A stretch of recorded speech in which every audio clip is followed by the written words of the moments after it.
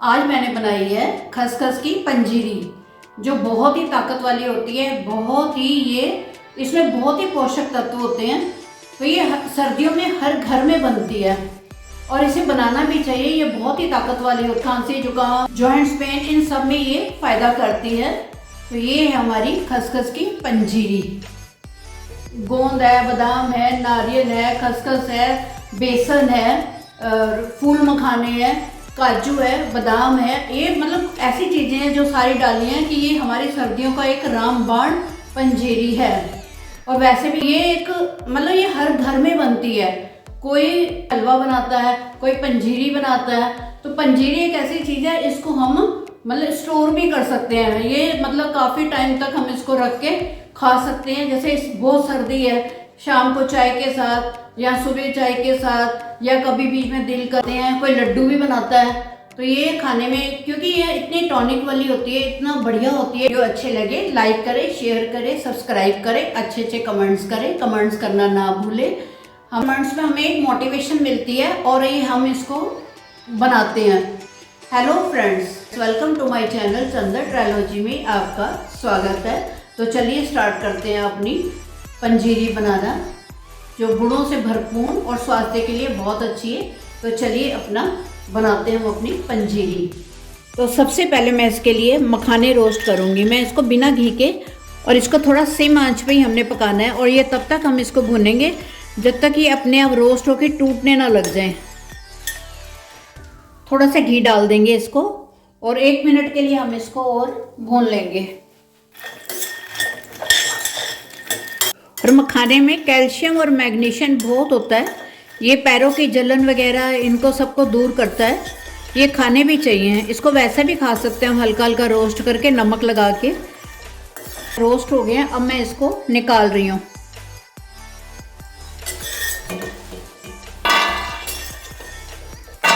अच्छे से रोस्ट हो गए। थोड़ा सा बाद में मैंने घी डाल के इसको और अच्छे से रोस्ट कर लिए। इसकी खनक कितनी अच्छी आ रही है, यानी कि ये बिल्कुल इसका मॉइस्चर ख़त्म हो गया है। अब मैं थोड़ा सा घी डाल रही हूँ। अब मैं इसके अंदर बादाम डाल रही हूँ। ये बादाम भी हमारे बहुत ही ताकतवर होते हैं। इसमें विटामिन ई भरपूर मात्रा में होता है। ये बालों के लिए, फेस के लिए, मतलब स्किन के लिए बहुत अच्छे होते हैं। इसको भी हम सिम आंच पे ही फ्राई करेंगे। अब ये भी हमारे फ्राई हो गए हैं, इनको भी हम निकाल लेते हैं।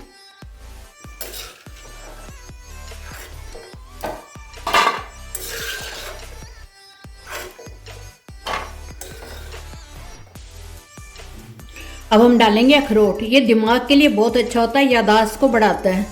तो मैं ये अखरोट डाल रही हूँ और इसी के साथ मैं काजू भी डाल रही हूँ। इन दोनों को हल्का हल्का ही रोस्ट करना है 1 सेकंड के लिए। तो इसमें कैल्शियम बहुत होता है और काजू में तो बहुत कैल्शियम होता है। ये जॉइंट्स पेन वगैरह के लिए बहुत अच्छा होता है। तो इसको भी हम हल्का हल्का फ्राई कर लेते हैं, अखरोट और काजू को। इसको ज़्यादा नहीं फ्राई करना, बस हल्का सा इसका क्रंच आ जाए। फ्राई हो गए, अब हम इनको भी निकाल लेते हैं।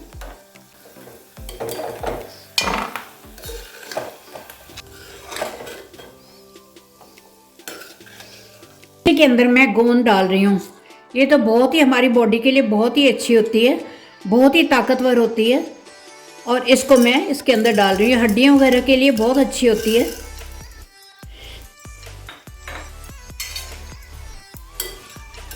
गोंद को हमने तब तक फ्राई करना है, यानी तो ये कच्ची रह जाती है। सिम पे रखना है जब तक ये अच्छे से ना फूल जाए। अगर तेज पे करेंगे तो ये अंदर से कच्ची रह जाएगी और ऊपर से ये फूल जाएगी। इसलिए मैं इसको हल्की आंच पे, बिल्कुल हल्की आंच पे इसको हमने, क्योंकि इसके सारे दाने अच्छे से फूल गए हैं। अब ये अंदर से कच्ची नहीं रहेगी। अब ये भी हमारी फ्राई हो गई है। अब हम इसको भी निकाल लेते हैं। ये सारी गोंद हमारी अच्छे से फूल गई है। इसका मतलब ये अंदर कच्ची नहीं है, अच्छे से फूल गई है।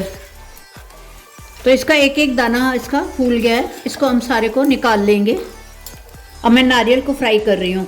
मैंने गैस बंद कर दी है। जो गरम तेल है उसी के अंदर मैं इसको डाल रही हूँ। ये भी हमारे बालों के लिए, स्किन के लिए बहुत ही फ़ायदा करता है।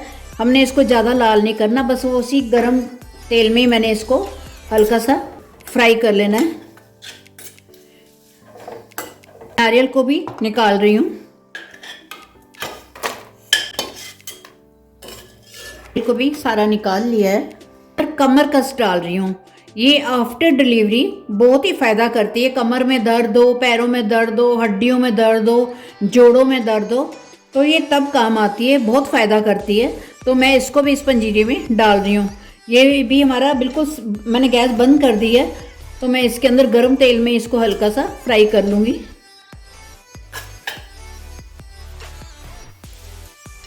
अब मैं इसको भी इसमें निकाल रही हूँ। अब गरम घी के अंदर ही मैं ये जो किशमिश है, ये इंस्टेंट एनर्जी देती है, तो इसको भी मैं इसके अंदर डाल रही हूँ। किशमिश के दाने भी हमारे फूल गए हैं, अब इनको भी मैं निकाल रही हूँ।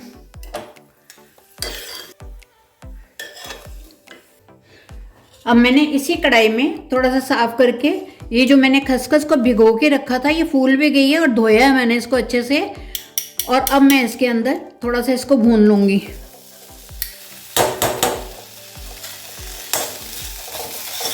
इसको भी बिल्कुल सिम पे करना है, ये साथ ना लगने लग जाए।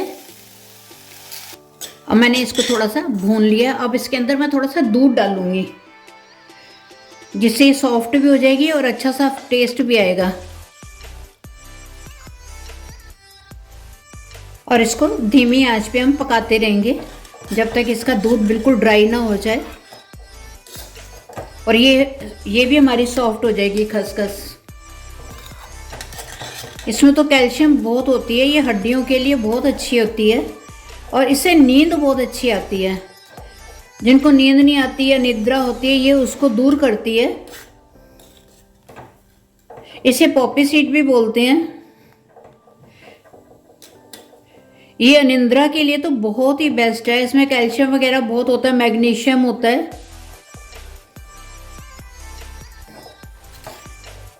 अब हम इसको धीरे धीरे हल्की आंच पे इसको अच्छे से पका रहे हैं। ये गाढ़ा हो गया है, इसको हमने लगातार चलाना है कि ये कढ़ाई के साथ ना लगना शुरू हो जाए। अब हम इसको लगातार चलाते रहेंगे और पूरा इससे इसका फ्लेवर भी अच्छा आएगा जो हमने इसको दूध में पकाया है, और अच्छे से ये भुन भी जाएगी। अब ये बहुत गाढ़ी हो गई है, सिर्फ 2-3 मिनट हमने इसको और पकाना है कि बिल्कुल ड्राई हो जाए। हमारी खसखस बिल्कुल ड्राई हो गई है। अभी हम इसको थोड़ा सा इसी में ठंडा होने देंगे और फिर हम इसको पीस लेंगे। अब सबसे पहले इसके अंदर मैं फिर घी डालूंगी। घी हमारा मेल्ट हो गया है। अब मैं इसके अंदर 1 कटोरी बेसन, 1 कटोरी आटा, ये छोटी वाली कटोरी है, आटा मैंने बड़ी वाली कटोरी ली थी। अब इसी के साथ मैं सूजी भी डाल रही हूँ। ये सारी तीनों चीजें इकट्ठी भुन जाएंगी।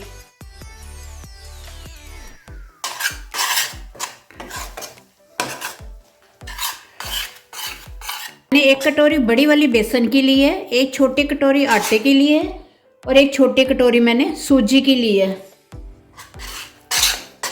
अब इसको अच्छे से भूनेंगे। चने का आटा भी डाल सकते हैं। अच्छे से भून रहा है, बेसन है, सूजी है, आटा है। कितने अच्छे बबल्स आ रहे हैं इसके अंदर, बहुत अच्छे से भून रहा है। कितने अच्छे बबल्स आ रहे हैं इसके अंदर।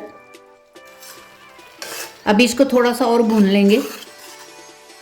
जो मैंने ये खसखस तैयार करी है, अब मैं ये भी इसके अंदर डाल रही हूँ।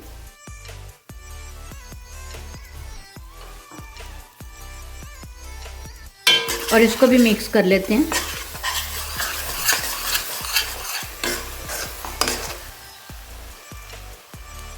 और ये थोड़ा सा नारियल का बुरादा,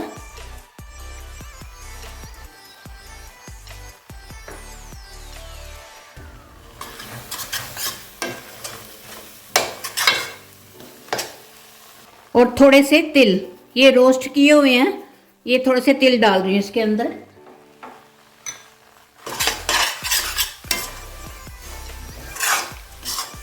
अब गैस मैंने बंद कर दी है। अब इसके लिए हम चाशनी तैयार करेंगे। अब इसके लिए चाशनी तैयार करते हैं। ये आधा बाउल मैंने गुड़ का लिया है, इसको मैंने ग्रेट कर लिया था। अब हम इसकी चाशनी बनाते हैं। ग्राम गुड़ लिया था और थोड़ा सा इसके अंदर पानी डाल रही हूँ, सिर्फ आधा कप डाल रही हूँ जिससे ये मेल्ट हो जाए। हमने इसकी चाशनी नहीं बनानी, बस इसको थोड़ा मेल्ट करना है। ऑयल आने शुरू हो गया, अब मैं इसको बंद कर रही हूँ। इसको चाशनी नहीं बनानी है। अब हम इसको छान लेते हैं।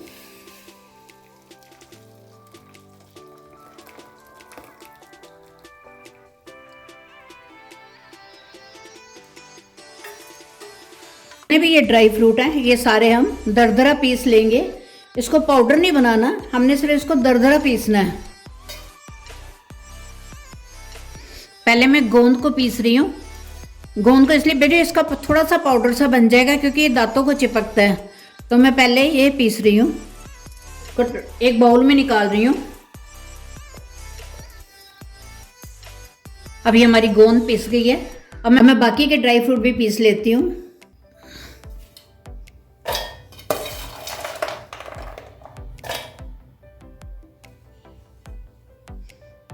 अब मैं बाकी के ड्राई फ्रूट भी पीस रही हूँ। ये सारे फ्राई किए हुए हैं। अब इसको हम दरदरा पीसेंगे, इसका पाउडर नहीं बनाना हमने। अब ये हमारे ड्राई फ्रूट भी पीस गए हैं, इसको मैंने दरदरा पीसा है। थोड़ा सा क्रंच भी अच्छा लगता है इसके अंदर। तो अब हम इसको मिक्स करेंगे सारे को। अब हम सारी चीज़ें ये चाशनी के अंदर मिक्स करेंगे। तो मैं सारी चीज़ें इसके अंदर डाल रही हूँ।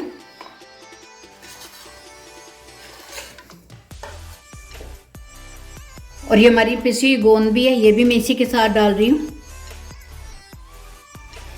अब हम सारे को अच्छे से मिक्स करके थोड़ा सा और भून लेते हैं, थोड़ा ड्राई कर देते हैं इसे।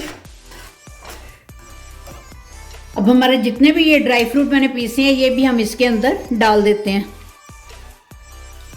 अब हम इलायची का पाउडर भी डाल देंगे लास्ट में। किशमिश है वो भी डाल देते हैं।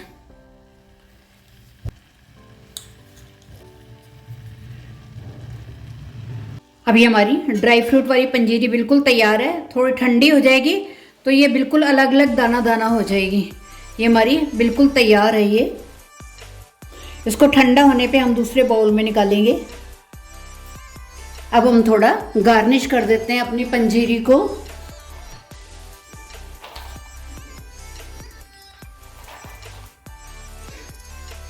ये जो मैंने ड्राई फ्रूट फ्राई करे थे ये मैंने थोड़े से बचा लिए थे और इससे मैं इसको गार्निश कर रही हूँ।